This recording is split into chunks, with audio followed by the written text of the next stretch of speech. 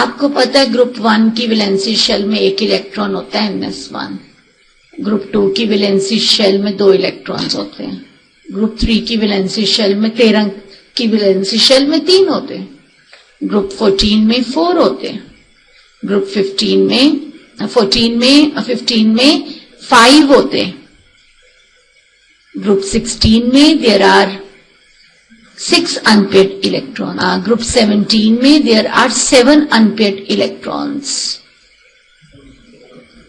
And group 8 की valency shell में there are, I should not use word unpaired. Group 8 की valency shell में 8 electrons. Valency shell में electrons. Cut word unpaired. गलती से बोल दिया.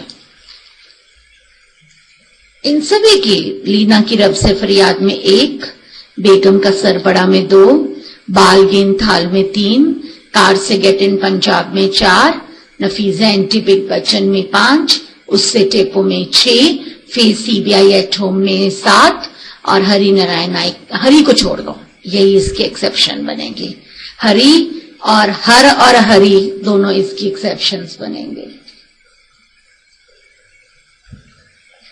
Right Louis dot symbols for the following elements. कितना आसान है. बेगम का सर बड़ा, लीना की रब से फरियाद, बालगेन थाल, उससे टेपो, नफीजा एंटी big Bachchan, face CBI at home, sulphur is 1 2 3 4 5 6, S2 minus is 1 2 3 4 5 6 7 8, this is 2 minus. Aluminium is 1 2 3, aluminium 3 positive is a bare nucleus. H is 1 dot, H minus is 1 and 2, that is minus.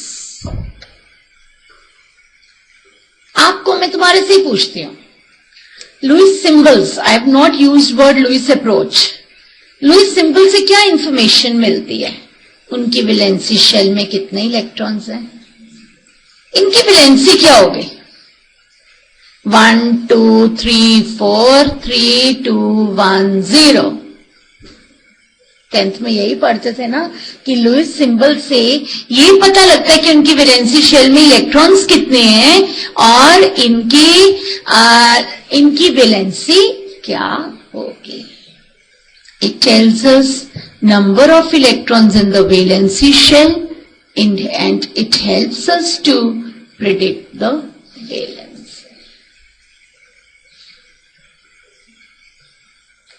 Ionic between metal and non-metal, covalent between non-metal and non-metal, metallic between metal and metal.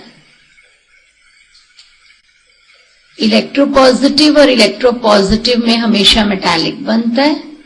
Electropositive और electronegative में covalent आयनिक बनता है.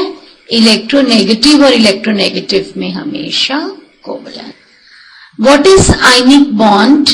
Explain this taking the concept of NaCl, NgCl2 and CF2.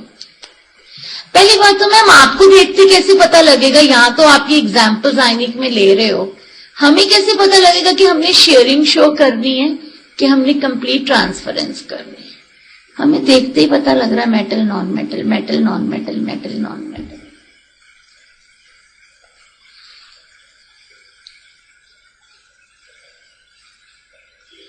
अब sodium chloride है, हम सब लोगों को मालूम है कि सोडियम जो है इट इज दिस. Cl जो है 1 2 3 4 5 6 7. लुइस अप्रोच का एम क्या है? सबका ऑक्टेट पूरा करना है. इस एक को इधर ट्रांसफर कर दिया. It has resulted in formation of Na positive, Cl 1 2 3 4 5 6, 7, 8, and this is Cl minus. This results in formation of sodium chloride.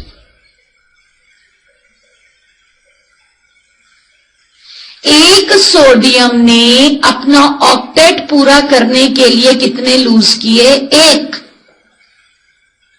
एक Cl ने अपना ऑक्टेट पूरा करने के लिए कितने गेन किए? एक. So electrovalency of sodium is 1, electrovalency of Cl is 1. Why you have used word electrovalency? Because we are talking about electrovalent bond in this. That is why we have used word electrovalency.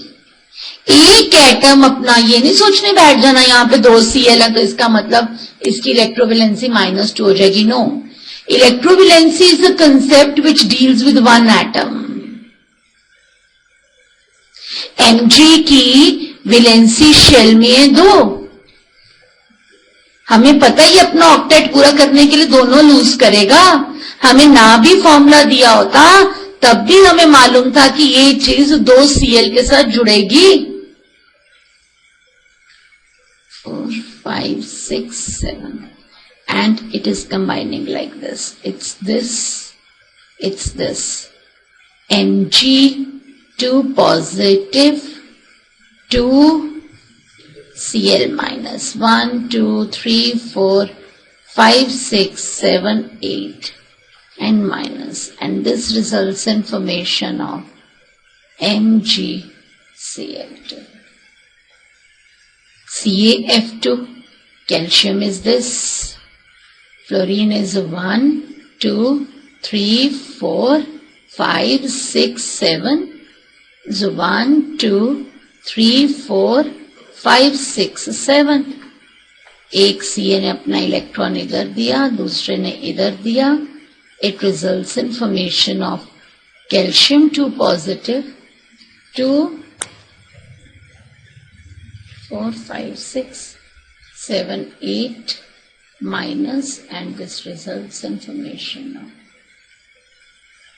Metal हमेशा cation बनाता है.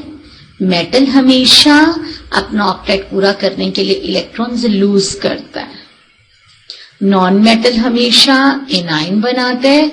Non metal हमेशा अपना octet पूरा करने के लिए electrons gain करता है. एक नॉन मेटल ने अपना ऑक्टेट पूरा करने के लिए जितने इलेक्ट्रॉन्स गेन करे उसको बोलते हैं उसकी इलेक्ट्रोवेलेंसी. यहां तो आपको फॉर्मूलाज गिवन थे. अभी एनसीईआरटी का क्वेश्चन आने लगा है जिसमें हम डिसाइड करेंगे कि उसका फॉर्मूला क्या बनेगा. तेजस्वी ने ये डोर खोल दो. देखो ये तो पता लग गया. मेटल हमेशा केटाइन बनाएगा, नॉन मेटल हमेशा एनाइन बनाएगा. जितने भी इलेक्ट्रॉन्स गेन किए जाते हैं या लूज किए जाते हैं उसको बोलते हैं उसकी इलेक्ट्रोवेलेंसी. समझना, फिर लिखेंगे. हमें पता है के की वैलेंसी शेल में 1.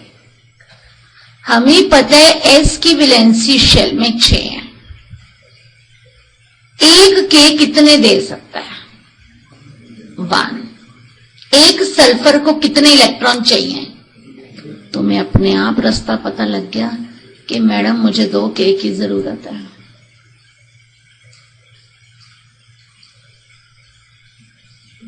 आपको अपने आप मालूम पड़ गया कि हमें 2 के की जरूरत है. Why? Because 1 K can give only 1 electron and it will result in K positive and S 1, 2, 3, 4, 5, 6, 7, 8, 2 minus, and it results in formation of K2S. Calcium valency shell में 2, ऑक्सीजन वैलेंसी शेल में 6. एक कैल्शियम एक oxygen से जुड़ेगा. Calcium 2 positive. O 1 2 3 4 5 6 7 8 2 minus. Calcium oxide. Aluminium की valency shell में 3 electrons. Nitrogen की valency shell में 5 electrons. It will combine with 1 nitrogen only. एक एल्यूमिनियम अपने तीनों इलेक्ट्रॉन्स उसको दे देगा. 1 2 3 4 5. 1 is here, another is here, third is here. Aluminium 3 positive, nitrogen 1 2 3 4 5 6 7 8. 3 positive. This results in formation of aluminium nitride. ध्यान से देखो. Because they are non-metal, the bond between non-metal and non-metal में हमेशा sharing होती है, उस कारण वो बॉन्ड कोवेलेंट कहलाता है.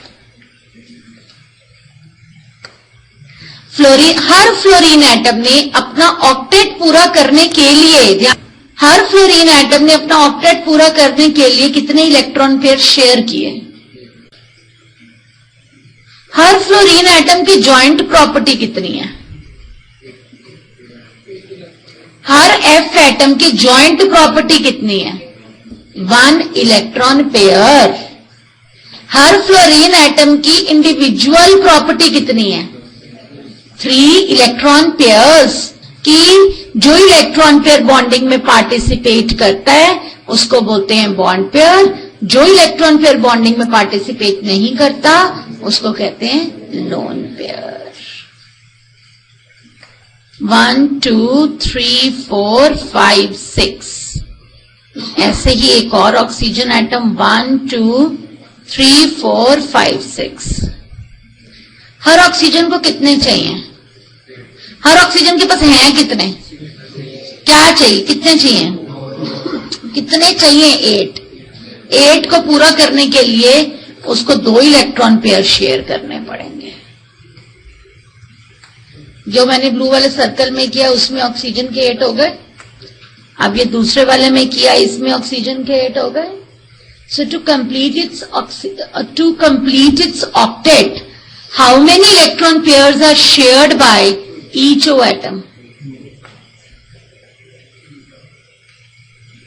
So how many are the bond pairs? 2. How many are the lone pairs? 2 on each. 1 2 3 4 5. एक और n. 1 2 3 4 5. हर एन एटम ने अपना ऑक्टेट पूरा करने के लिए कितने, एक एन के पास कितने हैं electrons? 5. So obviously it will have to share how many? 3 electron pairs. मैंने डेलिबरेटली ये एग्जांपल्स लिए हैं आपके साथ.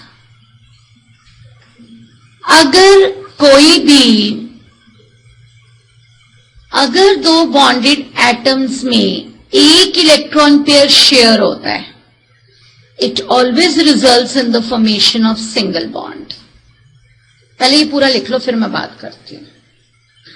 अगर अपना ऑक्टेट पूरा करने के लिए 2 बॉन्डेड एटम्स एक इलेक्ट्रॉन पेयर को शेयर करते हैं, it always results in the formation of single bond. अगर अपना ऑक्टेट पूरा करने के लिए 2 बॉन्डेड एटम्स 2 इलेक्ट्रॉन पेयर्स को शेयर करते हैं, it always results in formation of double bond. अगर अपना ऑक्टेट पूरा करने के लिए 2 बॉन्डेड एटम्स 3 इलेक्ट्रॉन पेयर्स को शेयर करते हैं, it always results in formation of triple bond. That electron pair which is involved in bonding is known as bond pair. That electron pair which is not involved in bonding is known as lone pair. एक चीज clear, sharing clear? अब मुझे एक F ने अपना octet पूरा करने के लिए कितने इलेक्ट्रॉन पेयर शेयर किए? This is known as its covalency. Electrovalency क्या होती थी? एक एटम ने अपना ऑक्टेट पूरा करने के लिए कितने लूज किए या दूसरे वाले ने कितने गेन करे। दोनों की इंडिविजुअल होती थी वैलेंसी। एक ऑक्सीजन ने अपना ऑक्टेट पूरा करने के लिए कितने इलेक्ट्रॉन पेयर शेयर किए? बोलो 2। ठीक है? Is this clear? That is known as its covalency. It means covalency of oxygen is 2. Covalency of nitrogen is 3. Covalency of fluorine is 1.